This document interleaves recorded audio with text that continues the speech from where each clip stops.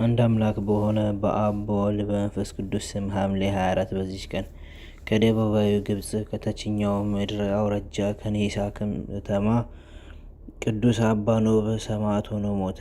የዚህም ቅዱስ ወላጆቹ ቅዱሳን ንጹሐንና የሚራሩ ነበሩ። ይህንንም ቅዱስ ኖብን በወለዱት ጊዜ 12 ዓመት እስኪሆነው ድረስ ፈሪሃ እግዚአብሔርን እያስተማሩ አሳደጉት። የቤተ ክርስቲያንን መጻሕፍትን ቃል መስማትንና መማርን የሚወድ ሆነ።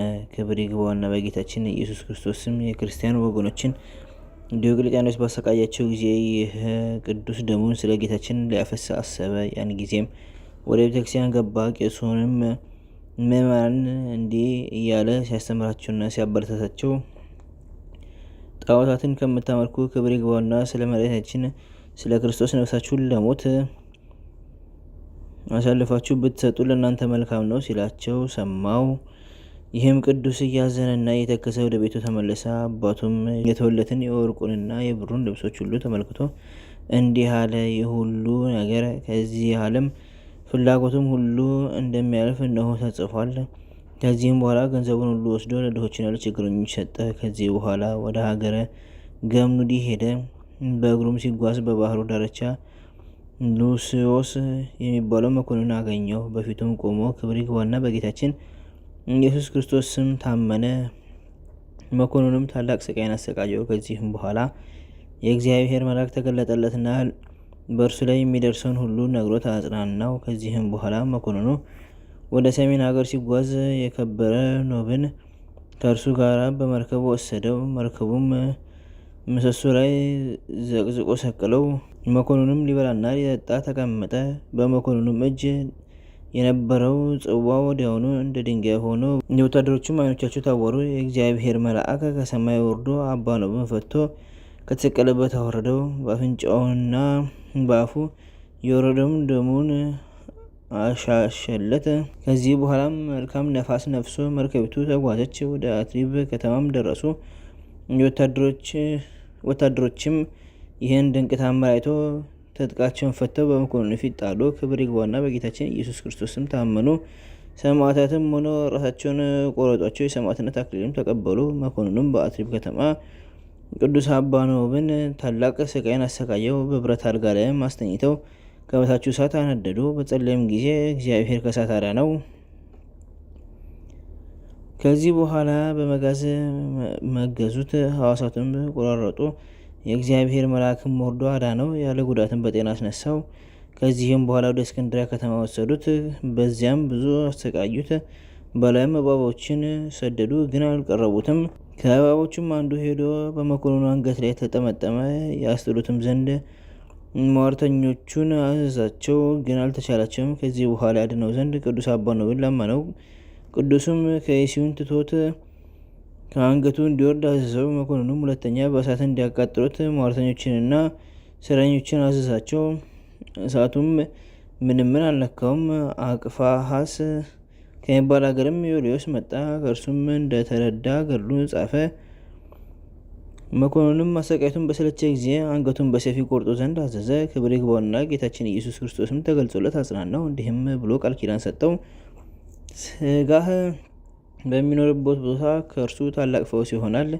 እንዲሁም በመከራው ጊዜ ስምህን በመጥራት ከእግዚአብሔር እርዳታ ለሚሻ ሁሉ ድህነት ይደረግለታል። መታሰቢያን ለሚያደርግ ሁሉ የተራበ የሚጠግብ የተጠማም የሚጠጣ ለቤተ ክርስቲያንም በስምህ መባ ለሚሰጠው የገድልህንም መጽሐፍ ለሚጽፍ ኃጢአቱ ይቅር እለዋለሁ፣ መንግሥተ ሰማያትም አወርሰዋለሁ። ከዚህ በኋላ ራሱን በሰይፍ ቆረጡ። ተጋድሎንም ፈጸመ። ስጋውንም ቅዱስ ዮልዮስ አንስቶ ከሁለት አገልጋዮቹ ጋር ንሂሳ ወደሚባል አገሩ ላከው። የመከራውም ወራት በተፈጸመ ጊዜ አብያተ ክርስቲያናትን ሰሩለት። በውስጣቸውም ብዙዎች ድንቆችና ተአምራቶች ተገለጡ። ለእግዚአብሔር ምስጋና ይሁን፣ እኛንም በዚህ ጻድቅ ጸሎት ይማረን፣ በረከቱም ከኛ ጋር ትኖር ለዘላለሙ አሜን። ዳግመኛም በዚች ቀን የደብረ ሊባኖሱ አባ ተክለ አድኖይና የተወልደ መድህን የሌሎችም ማህበሮቻቸው መታሰቢያ ነው። በረከታቸው ከኛ ጋር ትኑር ለዘላለሙ አሜን። በዚችም ቀን 190,084 የአባ ኖብ ማህበር መታሰቢያቸው ነው። በረከታቸው ከኛ ጋር ትኑር ለዘላለሙ አሜን። በዚህችም ቀን የአባቶቻችን ሊቃነ ጳጳሳት 42ኛ የሆነ የእስክንድርያ ሀገር ሊቀ ጳጳሳት ቅዱስ አባ ስምዖን አረፈ። ይህም ቅዱስ ከምስራቅ ሀገር ሰዎች ወገን ነው። ወላጆቹም ከእስክንድርያ በስተምዕራብ ወዳለች በውስጧም የቅዱስ ሳዊሮስ ስጋ ወዳለባት ገዳም አመጡትና በዚያ መንኩሶ ጽሕፈትን ተማረ። የቤተክርስቲያንም መጽሐፍት ሁሉ አጠና፣ ቅስናም ተሾመ። ከዚህ በኋላ ሊቀ ጳጳሳት ይሆን ዘንድ እግዚአብሔር መረጠው። በተሾመ ጊዜ መንፈሳዊ መምህሩ የሊቀ ጵጵስናውን ስራ አስተማረው። በጾምና በጸሎትም የተጋደለ ኖረ። እንጀራና ጨውም አይበላም ነበር። ነገር ግን በእሳት ያላበሰሉትን ጎመን ከተልባ ጋር ይበላ ነበር። እንዲህም አድርጎ ደማዊት ነፍሱን ለነባቢት ነፍሱ አስገዛ። እግዚአብሔርም ታላቅ የሆኑ ብዙዎች ድንቆችና ተአምራቶችን በእጇ ላይ አደረገ። ከእነዚያም ከእስክንድርያ ካህናት ክፉዎች ሰዎች ቀኑበት። ወደ መተተኞችም ሄደው ብዙ ገንዘብ ሰጧቸው። የሚገድል መርዝንም አዘጋጁለት። እሊህ ክፉዎችም ያንን መርዝ ወስደው ከሚጠጣው መጠጥ ጋር በብርሌ ውስጥ ደባለቁት። ጠጥቶም ይባረካቸው ዘንድ እንዲጠጣ እየለመኑት ለሊቀ ጳጳሳቱ ሰጡት። እርሱም ቅዱስ ቁርባን ከተቀበለ በኋላ ያንን መርዝ ጠጣው። ከክፉ ነገርም ምንም አልደረሰበትም። ሁለተኛም ሶስተኛም ሰጥተውት ምንም አልጎዳውም። ከመዳኑም የተነሳ አደነቁ። ከዚህ በኋላ ወደ ገበያ ሄደው 2 አዳዲስ በለስን ገዙ። በውስጡም የሚገድል መርዝ አደረጉ። ቅዱስ ቁርባንን ከመቀበሉ በፊት በጾም ሳለ ይሰጡት ዘንድ ተስማሙ። መሰሪያዎች ይህን በለስ ከቁርባን በፊት ቢበላ ሆዱ ይሰነጠቃል ብለዋቸው ነበርና፣ ያን ጊዜም ወደ እርሱ በተንኮል ሄደው ከዚያ በለስ ይበላ ዘንድ ሊቀ ጳጳሱን ለመኑት። አብዝተውም አስገድሉት። ከቅዱስ ቁርባን በፊት ሳይፈቅድ በእጁ ውስጥ አደረጉትና በላ። ነገር ግን መሰሪያዎች እንዳሏቸው አልሆነም፣ ሆዱም አልተሰነጠቀም። ነገር ግን 40 ቀን ታመመ። ከዚህ በኋላ የእግዚአብሔር መልአክ ተገለጸለትና የደዌውን ምክንያት አስረዳው። ያንን መርዝ ያደረጉበትንም ስማቸውን ገለጠለት። በዚያ ወራትም የግብፅ ንጉሥ አብዶ አልአዚዝ ወደ እስክንድርያ ከተማ መጣ። ይህ አባት ሊቀ ጳጳሳት ስምዖንም ሊቀበለው ወጣ። ንጉሥም በሊቀ ጳጳሳቱ ፊት ላይ የደዌ ምልክት አይቶ መሳፍንቶቹን መልኩ እንዲህ እስኪለወጥ ድረስ ሊቀ ጳጳሳቱ ምን ደረሰበት ብሎ ጠየቃቸው። እነርሱም ክፉዎች ካህናት በእርሱ ላይ እንዳደረጉበት መርዝም እንዳበሉት ነገሩት። ንጉሥም ተቆጣ። ካህናቱንና መሰሪውንም በእሳት እንዲያቃጥሏቸው አዘዘ። ያን ጊዜም ይህ አባት ከንጉሱ እግር በታች ወድቆ ይምራቸው ዘንድ እያለቀሰ ለመነው። ንጉሱም አይደለም እንደሚገባቸው አቃጥላቸው እንጂ አለው። ይህም አባት ስለ እኔ አንተ ካቃጠልካቸው ለእኔ ክህነትና ሊቀ ጵጵስና አይገባኝም አለው። ንጉሱም ሰምቶ ከየዋህነቱና ከርኅራኄው የተነሳ አደነቀ። እነዚያ ካህናትና መሰሪዎችም ከእስክንድርያ እንዲያሳድዷቸው አዘዘ። ንጉሱም ይህን አባት እጅግ ወደደው፣ አከበረውም። እንደወደደውም አብያተ ክርስቲያናትን ገዳማትን ይሰራ ዘንድ ፈቀደለት። እርሱም በምስር ሰሜን እልዋህ በሚባል ሀገር አብያተ ክርስቲያናትን ሰራ። በሹመቱም ዘመን ሌሎች ብዙዎችን ሰራ። ካደረጋቸው ታምራቶች ሌላው ይህ ነው። ሚናስ የሚባል አንድ ቄስ ነበረ። ሞቶ ከተገነዘ በኋላ በዚህ አባት ጸሎት የተነሳ የመነሳቱ ምክንያት እንዲህ ነበር። ይህ አባት ስምዖን በመላው ቤተ ክርስቲያናት ንብረት ነው የቅድሳትና አልባሳት ላይ መጋቢ አድርጎ ይጠበቅ ዘንድ ቄሱን ሾመው። ሁልጊዜም የቤተ ክርስቲያንን ገንዘብ በቤቱ ውስጥ አታኑር እያለ ያዘው ነበር። ከዚህ በኋላ ድንገተኛ ደዌ ያገኘውና አንደበቱ እና ጉሮሮ ተጣጋ። ሊቀ ጳጳሳቱም ሰምቶ እጅግ አዘነ። ስለ ቤተ ክርስቲያናትም ንብረት ያንን ቄስ ከሞት ያድነው ዘንድ በዚያች ሌሊት እግዚአብሔርን እየለመነ መላዋ ሌሊት በጸሎት ተጋ።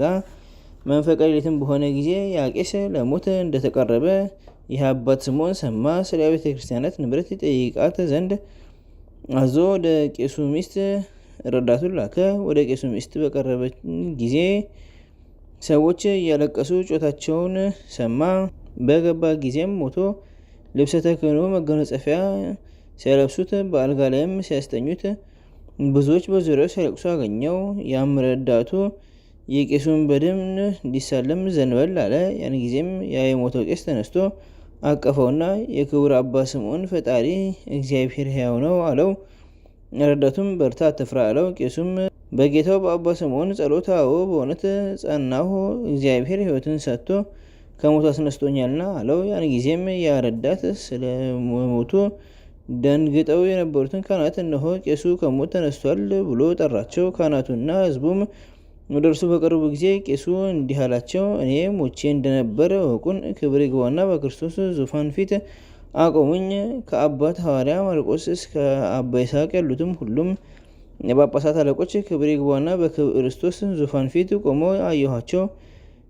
እኔንም ከወንድማችን ከሊቀ ጳጳሳት ስምዖን የቤተ ክርስቲያናት ንብረት ለምን ሸሸግ ብለው ገሰጹኝ። ያን ጊዜም ጌታ ክርስቶስ ይቺ ነፍስ በውጭ ወዳለ ጨለማ ውሰዷት ብሎ አዘዘ። ሊወስዱኝም በጎተቱኝ ጊዜ ክብር ይግባውና በጌታችን ኢየሱስ ዙፋን ፊት የጳጳሳት አለቆች ሰገዱ። እንዲህም እያሉ ማለዱ፣ ይህን ሰው አንድ ጊዜ ማረው፣ ንብረታቸውን ስለሚጠብቅላቸው ቤተ ክርስቲያናት ብሎ ወንድማችን ስምዖን ስለ እርሱ እነሆ ቆሞ ይጸልያልና። ጌታችንም ልመናቸውን ተቀብሎ ነፍሴን ወደ ስጋዬ መለሰ። እንዲህም አለኝ፣ እነሆ ስለ ምርጦቼና ስለ ወንድማቸው ስለ ሊቀ ጳጳሳት ስምዖን ማርኩህ። አንተም የአብያተ ክርስቲያናትንም ንብረት ግለጥለት፣ ያለዚያ ግን ወደዚህ መልስሃለሁ። የእነዚህንም ልመናቸውን ስለ አንተ ሁለተኛ አልቀበልም። በዚያ የነበሩ ሰዎችም ይህን በሰሙ ጊዜ እጅግ አደነቁ፣ ምስጉን እግዚአብሔርንም አመሰገኑት። ሐዘናቸውም ወደ ደስታ ተለወጠ። ይህም ቄስ ይህን ተአምር ሁሉ እየተናገረ ብዙ ዘመናት ኖረ። ይህም አባት ስምዖን በበዓቱ ውስጥ በገድል የተጸመደ ሆኖ ኖረ። መንጋዎቹንም ያስተምራቸው ይገሥጻቸውና በቀናች ሃይማኖት ያጸናቸው ነበር። ከዚህ በኋላ በሰላም አረፈ። ለእግዚአብሔር ምስጋና ይሁን። እኛንም በዚህ አባት ስምዖን ጸሎት በሁሉም ሊቃነ ጳጳሳት ጸሎት ይማረን፣ በረከታቸው ከኛ ጋር ትኖር ለዘላለሙ አሜን። አንድ አምላክ በሆነ በአብ በወልድ በመንፈስ ቅዱስ ስም ሐምሌ 25 በዚች ቀን ቁጥር የሌላቸው ታምራትና ድንቆች ባሳየባት በምስር አገር የቅዱስ መርቆሬዎስ ቅዳሴ ቤተ ክርስቲያኑ ሆነ። በረከቱ ከኛ ጋር ትኖር ለዘላለሙ አሜን። ዘአቅረብኩ ማሕሌተ አዘኪረ አእላፈ ለተጸምዱከ ዘልፈ ለላነብብ ተወከፍ ዘንዴቴ መጽሐፈ እንተ ደሴከ እግዚኦ ጸሪቀ መበለት ወኩበ እምላቡ ውላን ዘተርፈ ነቢያት ቅዱሳን ሐዋርያት ሰባክያን ሰማዕታት ወጻድቃን ደናግል አዲ ወመነኮሳት ሄራን ባርኮ ወይዘቲ መካን እስከ ረጌሊ ቆኖስ ሕፃን ለጻፉ ክርታስ ወለዛ ጻፎን ዘይደርስ ወለዛ አንብሮስ ተርጎሞ በልሳነ ሐዲስ ወለሰማ ቃሎ በዝነ መንፈስ ጸሎተሙ ማርያም አራቂተ ኩሉ እምባስ ሁሬ ማረን ኢየሱስ ክርስቶስ በቅዱሳን ጸሎት ጠብቀን፣ በረከታቸውም ከኛ ጋር ትኑር። ኦ አምላክነ በከመ ምሕረትከ ወአኮ በከመ አምሳነ